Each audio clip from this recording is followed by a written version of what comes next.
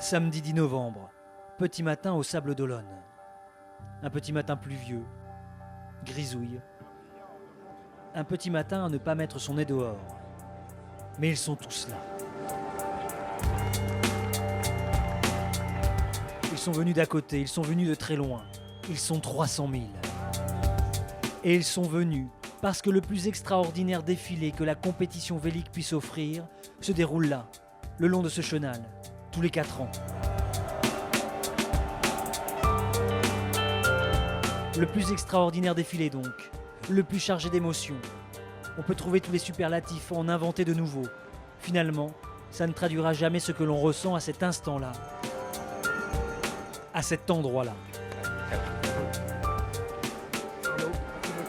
Il y a des choses qui n'ont pas de mots. Je crois pas qu'on peut être habitué à ça. Pas possible. Je me suis réveillé ce matin et j'ai vu tant de monde ici. Je me sens humble. Autant de personnes qui viennent pour te souhaiter bonne chance, c'est une sacrée émotion. Même les durs de dur, les vieux briscards ont des trémolos dans la voix. Alors imaginez un novice, le Benjamin de la flotte. On part relativement longtemps, on s'éloigne de ses proches et il y a beaucoup d'émotions. Il y a ma maman qui pleure, tout ça. À un moment, il faut appareiller. Et donc le défilé commence. Que pensent-ils ces marins alors qu'ils progressent comme au milieu d'une gigantesque haie d'honneur, qu'ils portent les rêves d'aventure de tous ceux qui restent à terre? Sont-ils sereins, fiers, écrasés par les attentes, par l'immense défi qu'ils se lancent? C'est le même sentiment qu'il y a 4 ans. Je pense que chaque fois on part un peu dans l'inconnu. Ou sont-ils simplement déjà concentrés sur les manœuvres qui doivent les emmener un peu au large, sur la ligne de départ? Je suis ready to go, concentré, déterminé, un peu tendu, mais serein. Voilà. Et pas mécontent de partir. On n'en sait rien de ce qui se trame dans les crânes le long du chenal. Mais on sait simplement qu'une fois franchi, la course commence déjà. Direction la ligne de départ, il faut débarquer les équipiers. Trouver la bonne position pour qu'à 13h02 exactement, on soit le mieux placé. Et lorsque François Cluzet appuie sur la détente, il faut croire qu'il libère aussi énormément d'impatience.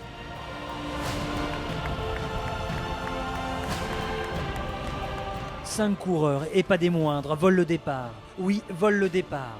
Ils sont partis pour 3 mois et ils volent le départ comme pour une régate entre 3 bouées. Hormis Gutkowski, le Polonais, il n'y a que des cadors.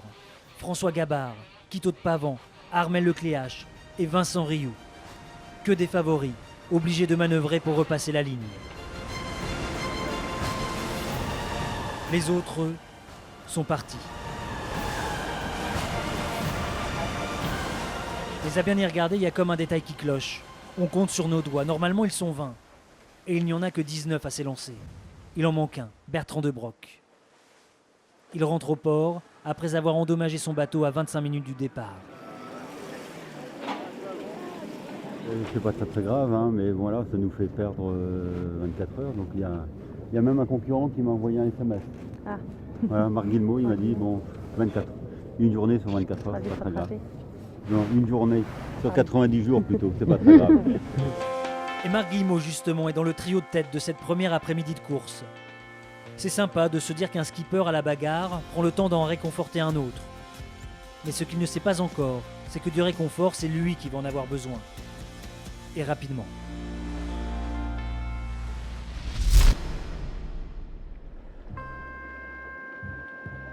Première nuit, 3h du matin.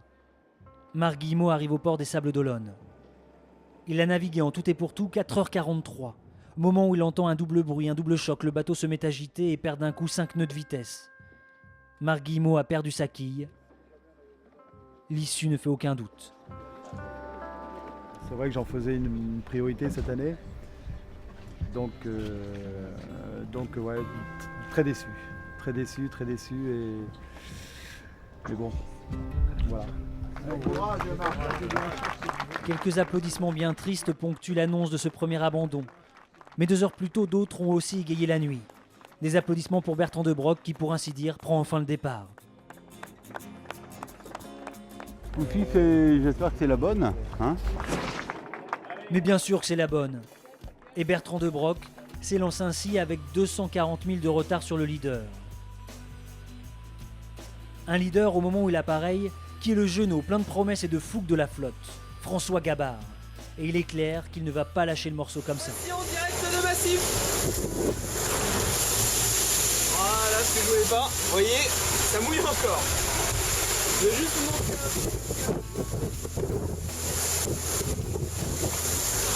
On est donc au portant. Ça continue à aller plutôt vite. Vous voyez le sillage derrière. Toujours en tête, pas très loin de PRB Banque Populaire. Et écoutez, pour le moment, on se régale.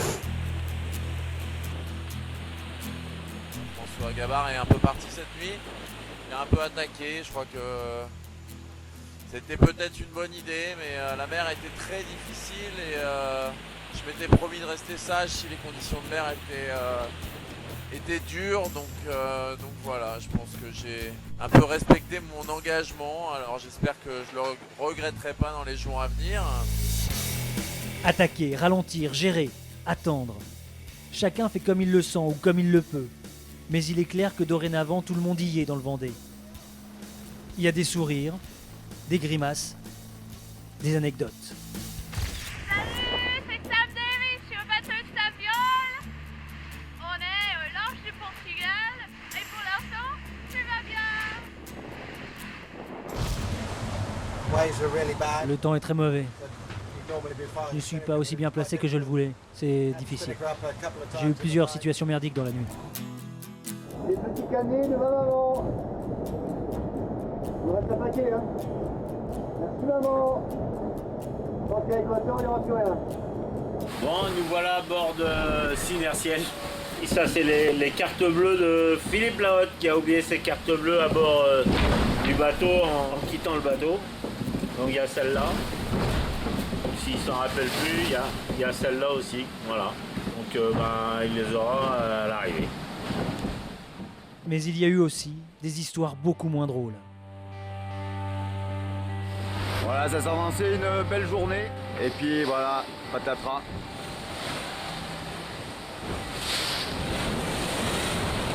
Un chalutier qui était passe-flou à IS. Je dormais. Les 10 minutes que je dormais. Et voilà, j'ai eu une collision avec ce chalutier. Par miracle, le mât est toujours en place. J'ai plus de haubans. Voilà, j'ai fait un petit gréement de fortune pour que ça tienne. Et puis j'ai plus de bout dehors. Il y a un peu de dégâts sur la partie avant du bateau. Voilà.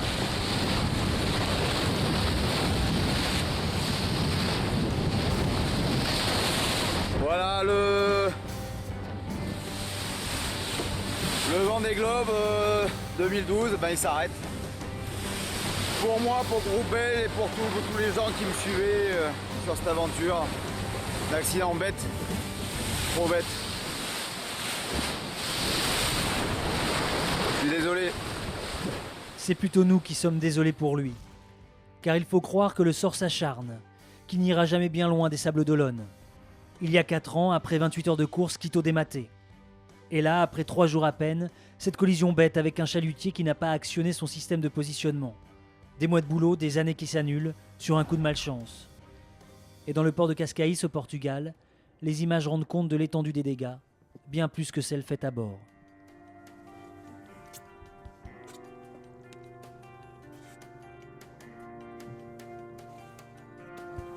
Voilà.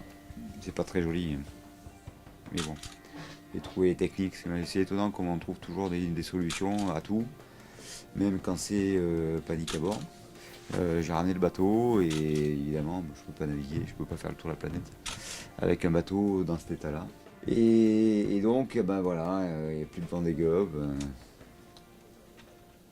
Je sais pas si c'est moi qui veux pas le Vendée Globe ou si le Vendée Globe qui veut pas moi. Mais en tout cas, voilà, ce sera pour les autres. Les autres, ils sont donc dorénavant 18. Et ils sont emmenés par François Gabard. Il a 2 énervés qu'il talonne, d'une 50aine de milles. Armel Lecléache et Bernard Stamm. Et un autre, Vincent Rioux, un peu plus décalé dans l'ouest, Car figurez-vous qu'il y a eu un passage de front, les premières décisions stratégiques. Et pour bien comprendre ce qui se joue, il faut aller chez Maître Vincent. Alors là, je vais vous présenter mon petit intérieur. Bonjour. Voilà, ma table à cartes. Ce qu'il faut voir, c'est que nous, on a un petit peu de retard là-haut. On a une centaine de milles de retard par rapport à Massif qui est ici devant, qui est en tête. Maintenant, c'est pas gagné, mais rien n'est perdu. Et pourquoi rien n'est perdu? C'est parce qu'entre Massif et PRB, il y a 120 000 de latéral. Décalé ou pas, aucun d'entre eux ne mollit. Ça brasse, ça mouille, ça bastonne, peu importe. Personne ne lâche rien. Ils ne doivent pas trop se ménager, ni les hommes, ni les bateaux. Mais c'est derrière qu'on casse. Voilà, encore un abandon, un problème technique en tout cas sur le bateau de Wilberforce. J'espère que ce sera pas un nouvel abandon. Malheureusement, c'en est un. Après Quito de Pavan, Louis Burton, le Benjamin de la flotte, aborde un chalutier. À croire que la loi des séries s'abat sur la course. Au banc endommagé, il rebrousse chemin direction les Sables d'Olonne pour réparer, puis abdique. Et dans la nuit de jeudi à vendredi, la liste s'allonge encore. La pimpante et toujours positive Samantha Davis démate. On était peut-être à 60 000 l'un de l'autre dans des conditions très dures.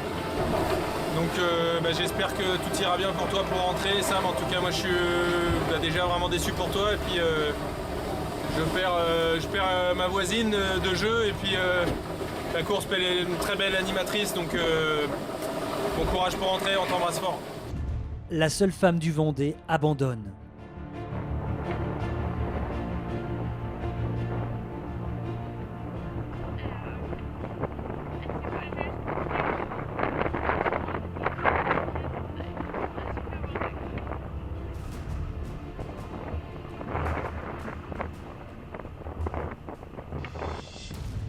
Après une semaine de navigation, ils ne sont plus que 16 skippers. Autrement dit, 20% de la flotte a déjà disparu, en seulement 7 jours. Et il y a un autre enseignement de cette première semaine. Ça s'annonce serré. Si vous regardez là-bas à l'horizon, je pense que vous verrez rien, mais il faut me croire, je dis pas de mensonge. Il y a Poujoula qui est, je le vois là, l'œil nu, qui est à 4-5 000 juste à côté de nous. Voilà, pour les news, les dernières journées étaient plutôt dures, j'ai eu un vent hyper tordu. Je pense pas que mes petits copains là à côté ils aient eu du vent aussi tordu pendant 2 jours. Je sais pas ce que j'ai fait de mal, j'espère que ma punition s'est terminée. Sa punition? François Gabard a laissé le leadership à Armel Lecléache. Et avec Bernard Stamm, ils se tiennent tous les trois en 25 000. Mieux, les 6 premiers sont séparés de moins de 100 000. La course bat son plein et la prochaine marque a le même nom pour tous. Et voilà, on essaye de faire de la vitesse en direction de l'équateur.